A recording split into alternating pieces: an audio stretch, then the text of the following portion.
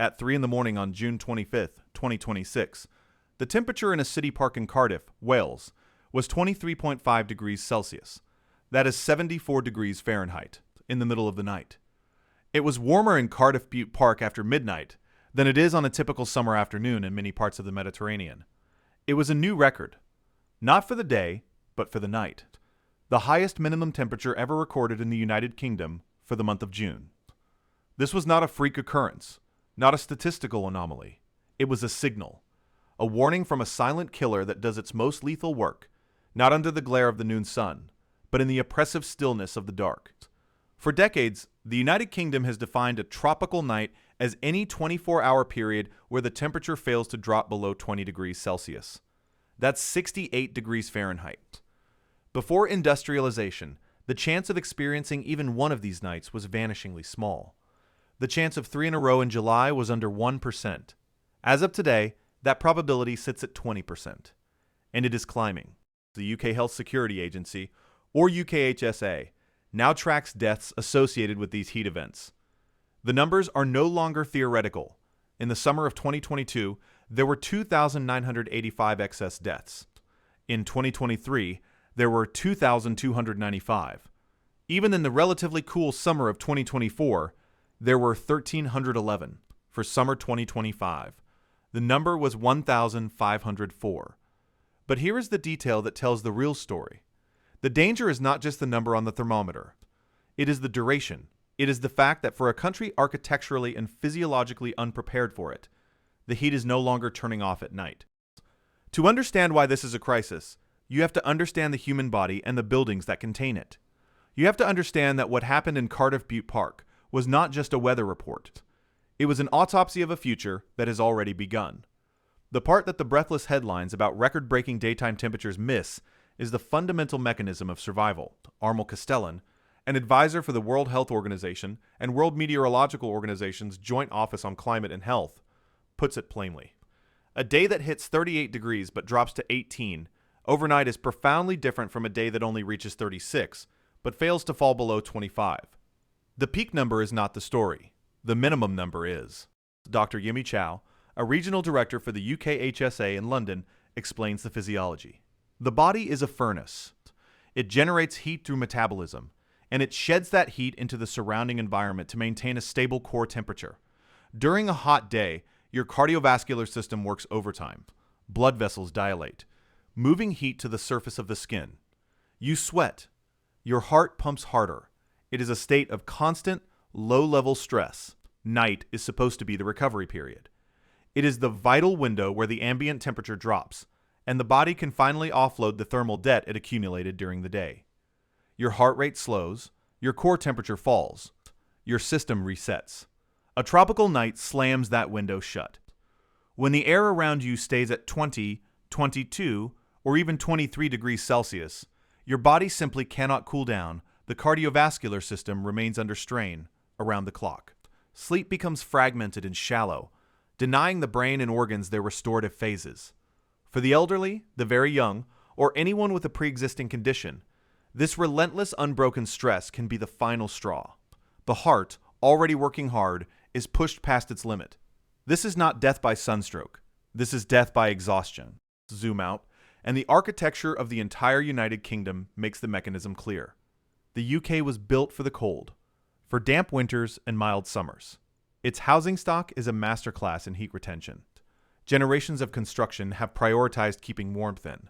Thick brick walls absorb solar radiation all day, and then, like a giant storage heater, radiate that warmth back into the living space all night. Insulated lofts, double-glazed windows, and draft-proofing, all sold as essential for surviving the winter, become liabilities. They turn homes into slow-cooked convection ovens. Air conditioning is rare, seen as an unnecessary luxury in a country where a hot day was, until recently, a cause for celebration. During the June 2026 heatwave, as temperatures inside homes in London and the southeast climbed into the high 20s and low 30s and stayed there, people were not just uncomfortable. They were trapped inside the very structures designed to protect them. The buildings themselves were contributing to the thermal load on the people inside. There was no escape. Now here is the part that is not making the front page of the newspapers. The risk is not evenly distributed, and it is being amplified by the very things people rely on for their health. The UKHSA's data from the 2025 summer is stark. The mortality rate for individuals aged 85 and older during the heat waves was 364 deaths per million. For those aged 75 to 84, it was 116 per million. These are not just statistics. These are grandparents, neighbors, and parents, often living alone in homes not built for this climate. But there is a more hidden vulnerability. Millions of people in the UK take common medications that fundamentally interfere with the body's ability to regulate its own temperature.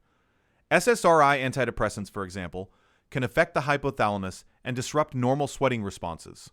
Antipsychotic medications can block thermosensitive dopamine receptors, impairing the body's ability to vasodilate and shunt heat to the skin. Even common ADHD stimulants increase the body's metabolic heat production. Someone on these medications is, in effect, physically less capable of shedding heat. When a tropical night prevents their environment from cooling, their internal temperature can begin to rise, creating a dangerous feedback loop that they are often completely unaware of. A summer headache or a restless night is dismissed as a minor ailment, when in fact it's the first sign of heat stress, amplified by their daily prescription. For most of the 20th century, the benchmark for a truly extreme UK summer was 1976. It lives on in cultural memory as a time of endless sun, drought, standpipes in the streets, and a newly appointed minister for drought. On June 28th of that year, the temperature in Southampton hit 35.6 degrees Celsius. It was the June record, a high-water mark that stood for decades as a symbol of a once-in-a-generation event. It was an anomaly, a story to tell your grandchildren. Then, the pattern began to break. The 21st century arrived, and the anomalies started to become the average. July 2022. For the first time in recorded history, the United Kingdom exceeded 40 degrees Celsius. The Met Office issued its first ever red extreme heat warning. The heat was so intense it buckled railway lines and triggered wildfires around London. The UKHSA later estimated 2,985 heat-associated deaths occurred during that summer's heat waves, which included a period of 3 consecutive tropical nights. The 40-degree barrier had not just been crossed, it had been shattered. Many hoped it was another anomaly. It was not.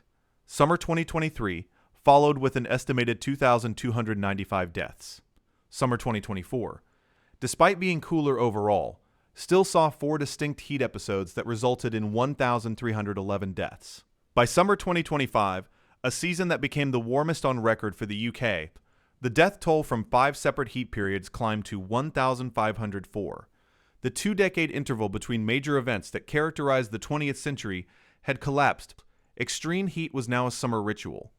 The question was no longer if a heat wave would come, but how many and for how long. The events of 2026 demonstrated a terrifying new phase of this acceleration. The heat began early. An exceptional wave in late May pushed the mercury to 35.1 degrees Celsius at Kew Gardens in London, smashing the all-time record for May. It was a prelude. Between June 19th and June 30th, a vast plume of hot air, originating over North Africa, settled over Western Europe, and the UK was directly in its path. On June 26th, a village called Lingwood in Norfolk recorded a temperature of 37.7 degrees Celsius. That's 99.9 degrees Fahrenheit. It obliterated the old 1976 June record of 35.6. Professor Stephen Belcher, the chief scientist at the Met Office, called the event sobering, stating that seeing such temperatures in the UK in June brought home the stark implications of a changing climate. But the daytime highs were only half the story.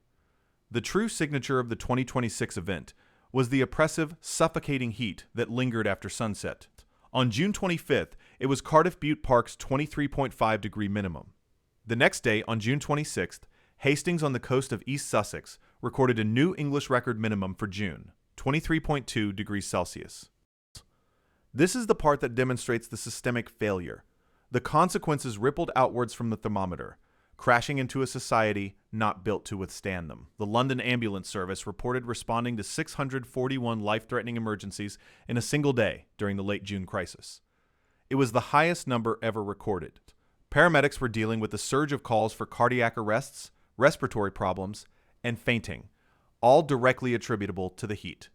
But the infrastructure was failing too. UK roads have a high percentage of bitumen in their asphalt mix, a design choice made to prevent cracking during cold, freezing winters.